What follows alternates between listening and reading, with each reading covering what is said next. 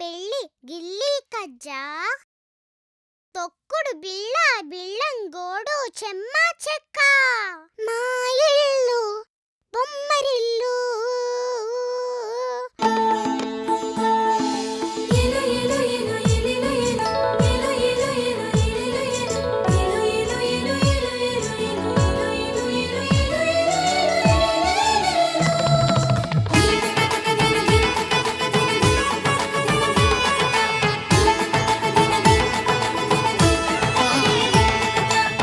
జలరాలే చినుకుల్లో మిలమిలలాడే తడుకుల్లో జలరాలే చినుకుల్లో మిలమిలలాడే తడుకుల్లో చిరు చిరు మెరుపుల హరివిల్లు ఆనందాల పొదరిల్లు చిరు చిరు మెరుపుల హరివిల్లు ఆనందాల పొదరిల్లు మా ఇల్లు బొమ్మరిల్లు అందాల హరివిల్లు మా ఇల్లు బొమ్మరిల్లు పచ్చని పైరుల భూపాలి ఉల్లాసంగా వేయాలి కిలకిల నవ్వుతూ పాడాలి తనుకుతాం తనుకుతాం తనుకుతాం తనుకుతాం ఏవేవో ఊహలు నాలో అలలాగానే తూగి ఏవేవో ఆశలు నాలో కలలాగానే ఊగి ఆలాపం ఏదైనా ఆనందంలో లోన సాగేను ఈ హాయి ఒక పాటరా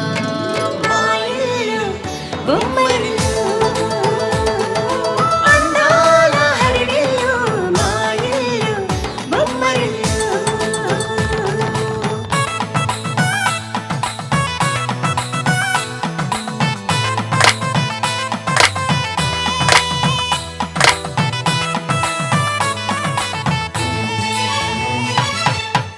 తనుకుతాం తనుకుతాం తనుకుతాం సరదాగానే వీచే చిన్నారి కిన్నెరసాని పయనాలేమో చూసి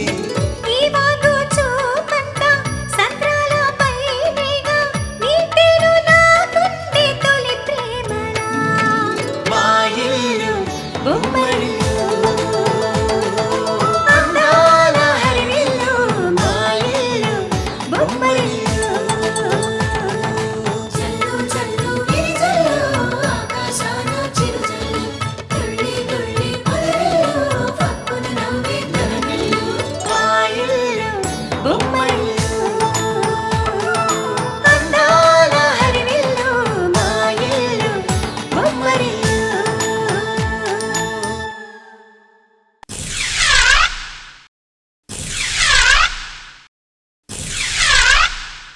మన పక్కింటి ఆవిడ ఏదో మాట్లాడాలని పిలిస్తే వెళ్ళానండి. ఏంటట?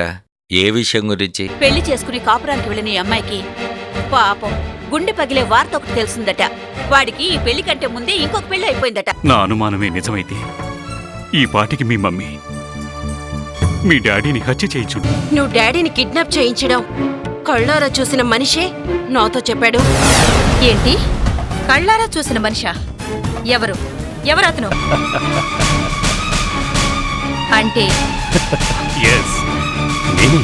చెప్పమ్మా, ఏం జరిగింది? ఏం చెప్పమంటారు? ఎలా చెప్పాలో కూడా అర్థం కావడం లేదు. కొంపతీసి నాకు వైజయంతికి ఉన్న సంబంధం శిరీషకి తెలిసిపోయిందా? అవును. అయితే ఇప్పుడేం జరిగింది? మా మమ్మీ ఇంటికొచ్చిన మా డాడీని చంపేసిందట. అబద్ధం. అలా జరగదు. జరగటానికి అవకాశం లేదు. మా మమ్మీ గురించి మీకు తెలీదు. తను ఏ పని చేయడానికైనా వెనకాడదు. మీ మమ్మీ గురించి నాకు బాగా తెలుసు. తను హత్యలు చేయించే అంత కర్కోటకురాలు కాదమ్మా. నేను చిన్నప్పటి నుండి మా మమ్మీతోనే ఉన్నాను. ఆవిడ నీడలోనే పెరిగాను. ఆవిడ గురించి నాకు బాగా తెలుసు. ఖచ్చితంగా ఆవిడ ఈ హత్య చేయించుంటుంది. ఏంటే మీ అమ్మ మీ నాన్నని చంపిందంటూ ఆయనతో వచ్చి చెప్తున్నావు? ఆయన ఏమైనా మీ చుట్టవా? ఆయన భర్తను చంపుకునే తల్లి. ఆ తల్లికి తగ్గట్టే మొగుడిపై కేసులు పెట్టే కూతురు.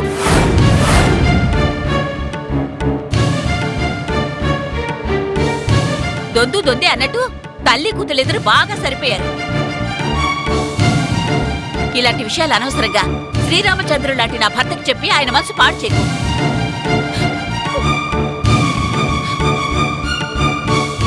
అసలు నిన్ను కన్న తండ్రి ఎంత దుర్మార్గుడో.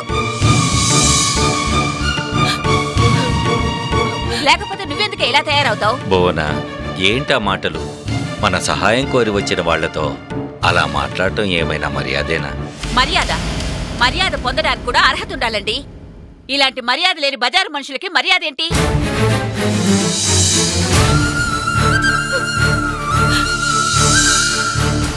సహాయం కోరి రావడానికి మనమేమన్నా వాళ్ళ బంధువులవా లేక సంఘ సంస్కర్తలవా? మేము మీకు సేవకులమంటూ పెద్ద పెద్ద బోట్లు పెట్టుకుని కూర్చుంటారుగా పోలీసులు. అక్కడికెళ్ళి వాళ్ళకి వినిపించుకోమనండి ఈవిడి గారి గోడు. వాళ్ళైతే గాని సరైన సమాధానం చెప్పరు. శిరీష, అమ్మా శిరీష,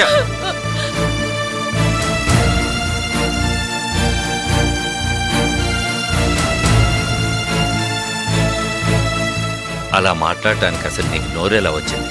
పాపం, ఎంతో బాధతో వచ్చిన పిల్లని ఇంకా బాధ పెట్టి పంపించావు. తన్నంటే మీ కోపం వచ్చినట్టుగా ఉంది. తన బాధలని పట్టించుకోవడానికి అదేమని మీ కూతురా? ఇప్పటికి మీకున్న బాధలన్నీ చాలు. ఇక ఊళ్ళో వాళ్ళ బాధలన్నీ నెత్తినేసుకోకండి. రేపు మీకు జరగరాంది ఏదైనా జరిగితే మేము దిక్కులేని వాళ్ళం అవుతాం.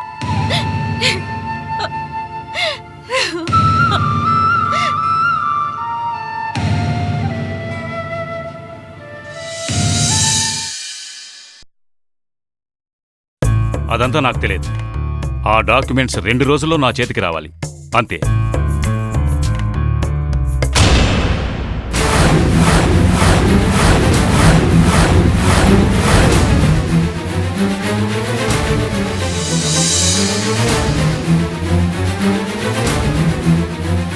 రండి రాజేంద్ర గారు. కుశలమా?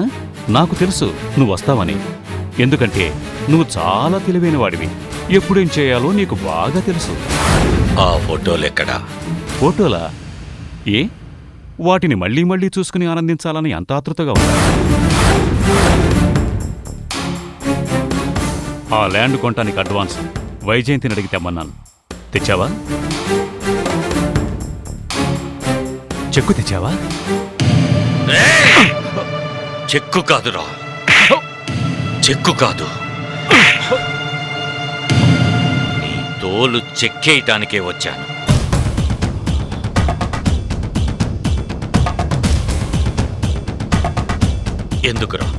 ఎందుకురా వైజయంతి శిరీషల జీవితాలతో ఆడుకుంటావు?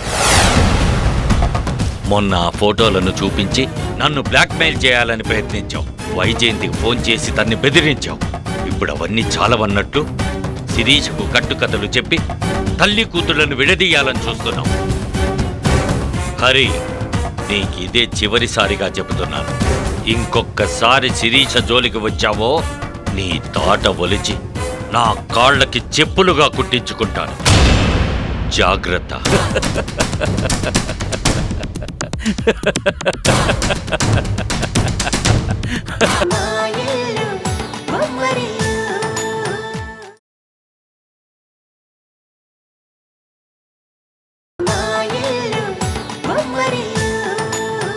నా కాళ్ళకి చెప్పులుగా కుట్టించుకుంటాను.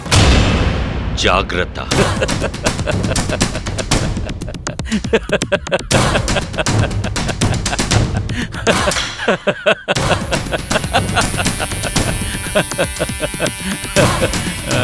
ఏంటి, శిరీష మీద అంత ప్రేమ పుట్టుకొచ్చేసింది? ఇంతకీ శిరీష నీకే పుట్టిందా లేక వైజయంతి ఇంకెవరితోనైనా?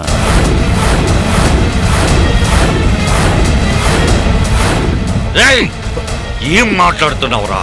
వైజయంతి గురించి నీకేం తెలుసని అలా మాట్లాడుతున్నావురా? వైజయంతి నిప్పురా, నిప్పు. నీలాంటి వ్యభిచారి కాదు. ఇంకొకసారి పిచ్చి పిచ్చిగా వాగావంటే నాలుక చీరేస్తా. జాగ్రత్త.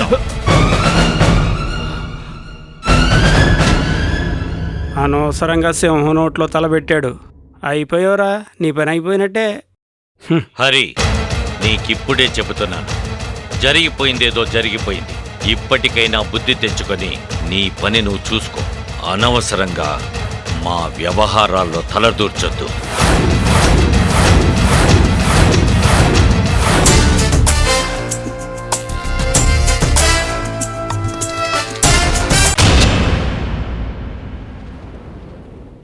సార్, కాలం కలిసి రాకపోతే తాడే పామై కాటేస్తుందంటారు కదా. పాపం ఆ రాజేంద్ర భయపడిపోయి మీకేదో ముట్ట చెబుతాడనుకుంటే మిమ్మల్నే ముట్టి వెళ్ళాడేంటి? అత్త మీద కోపం దొత్త మీద చూపిస్తారేంటి సార్? అరుమై! ఇంకొక మాట మాట్లాడావంటే చంపేస్తాను.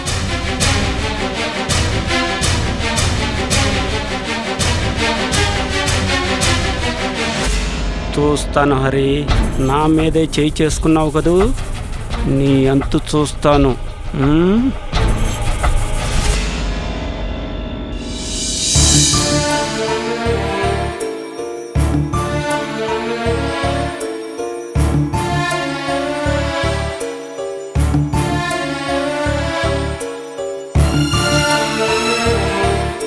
ఏంటండి, సాయంత్రం త్వరగా వస్తానన్నారుగా? పాపకి పోలియో డ్రాప్స్ వేయించడానికి డాక్టర్ దగ్గరికి తీసుకువెళ్తానన్నారుగా? పాప మీకోసం ఎదురు చూసి చూసి ఎలా నిద్రపోతుందో చూడండి.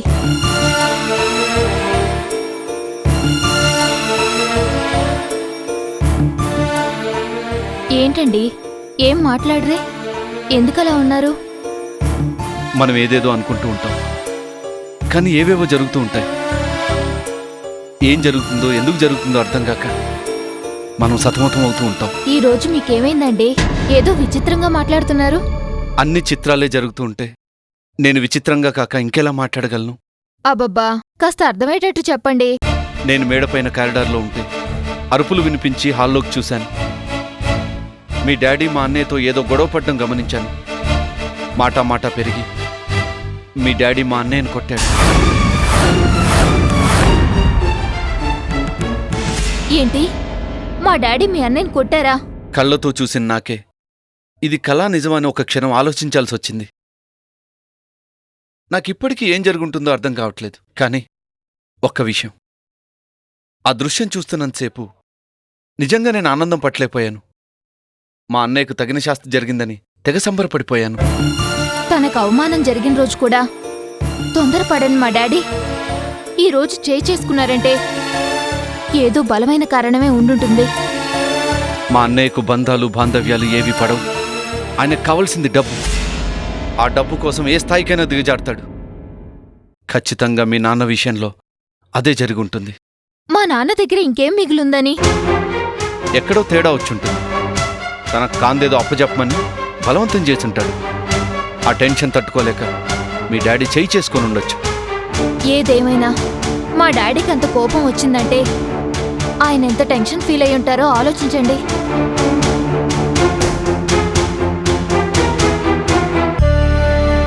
నాకెందుకు భయంగా ఉందండి. మీ అన్నయ్య అసలే విషసర్పం లాంటివాడు. మా డాడీ ఆ పావు తోక తొక్కాడు.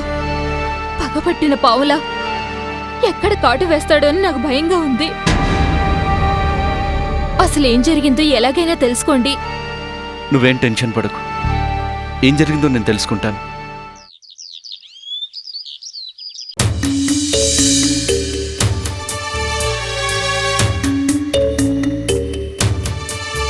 మా డాడీ ఎవరో కూడా ఇంతకాలం నువ్వు నాతో చెప్పలేదు.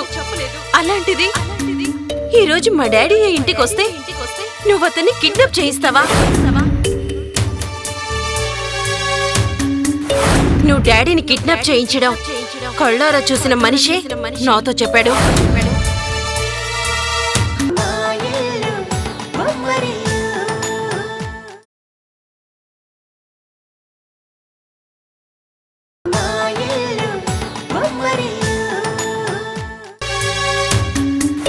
నువ్వు డాడీని కిడ్నాప్ చేయించడం కళ్ళారా చూసిన మనిషే నాతో చెప్పాడు.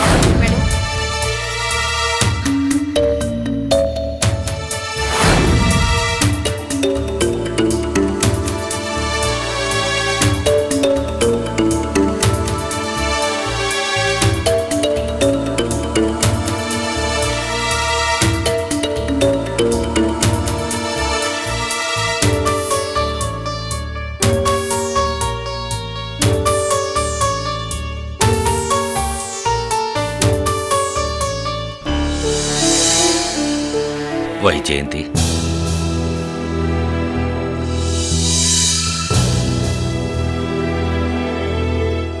చూశావా వైజయంతి, పాముకు పాలు పోసినా అది కక్కేది విషమేనని నీకిప్పటికైనా అర్థమైందా? ఆ దుర్మార్గుడైన హరిని చేరదీశావు. ఇప్పుడు వాడు శిరీషను రెచ్చగొట్టి మీ తల్లి కూతుల మధ్య అగాధాన్ని సృష్టిస్తున్నాడు. శిరీషను అడ్డు పెట్టుకుని నీతో గేమ్స్ ఆడాలని చూస్తున్నాడు. అందుకని నా మీద జాలి చూపించడానికి వచ్చేవా రాజేంద్ర? అది కాదు వైజయంతి, అనవసరంగా నువ్వు ఆ హరి వల్ల ప్రాబ్లమ్సా? ప్రాబ్లమ్స్కి నేనొక ప్రాబ్లంని, అలాంటిది నాకు ప్రాబ్లమ్సా? జీవితంలో అన్నీ ఉండి అనుభవించాల్సిన వయసులో నీ వల్ల ప్రాబ్లమ్స్లో పడ్డాను. నిన్ను నమ్మి నా తనువు మనసు అర్పించుకున్నాను. నీ వల్ల అవమాన భారాన్ని భరించలేక నా తండ్రి కన్ను మూశాడు. ఆ తరువాత 7 జన్మలకు సరిపడా ప్రాబ్లమ్స్ని నేను అనుభవించాను. ఇప్పుడు నాకు ప్రాబ్లం ఒక అలవాటుగా మారిపోయిందే తప్ప ప్రాబ్లంగా ఎప్పుడు అనిపించలేదు. అది కాదు వైజయంతి, నా మాట విను. నేనెందుకు చెప్తున్నానో అర్థం చేసుకో. ఒకప్పుడు కోటీశ్వరుడిగా ఉన్న నేను ఆర్థికంగా చితికిపోయానని నీకు తెలుసు. అందుకే చెప్తున్నాను, ఆ హరిగాడి మొకాన కుక్కకు బిస్కెట్ వేసినట్లుగా వాడికి ఏం కావాలో పడేసాయి. తోక ముడుచుకుని కూర్చుంటాడు. కనీసం అప్పుడైనా నువ్వు మనశ్శాంతిగా ఉండొచ్చు. ఆహా, ఎంత మంచి సలహా ఇచ్చావు రాజేంద్ర. ఎంతకీ నువ్విచ్చిన సలహా నేను మనశ్శాంతిగా ఉండడానికా, లేక నీ మనశ్శాంతికా? వైజయంతి, ఏ బాధగా అనిపించిందా? నేనన్నది నిజం కాదా?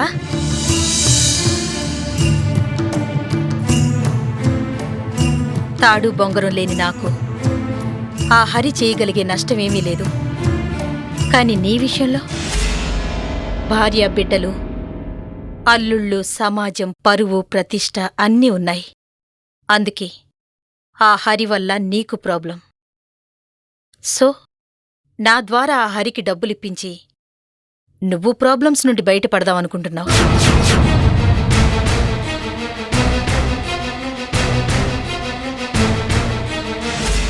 అంతే కదా రాజేంద్ర? లేదు వైజయంతి, నువ్వు తప్పుగా ఆలోచిస్తున్నావు. నేను నీ క్షేమం కోరే చెబుతున్నాను. Stop it! నువ్వు నా క్షేమం కోరుతున్నావా? నా క్షేమం కోరేవాడివే అయితే 25 సంవత్సరాల క్రితం నన్ను మోసం చేసి పారిపోయిండేవాడివి కాదు. నేను నిన్ను మోసం చేయలేదు వైజయంతి. అసలు ఆ రోజు ఏం జరిగింది? ఆపో!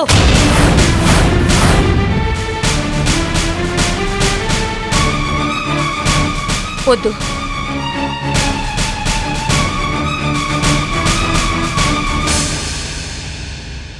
నేనా పీడకలను మళ్ళీ గుర్తుకు తెచ్చుకోదలుచుకోలేదు. ప్లీజ్ ఇంకేం మాట్లాడకుండా బయటకు వెళ్ళండి.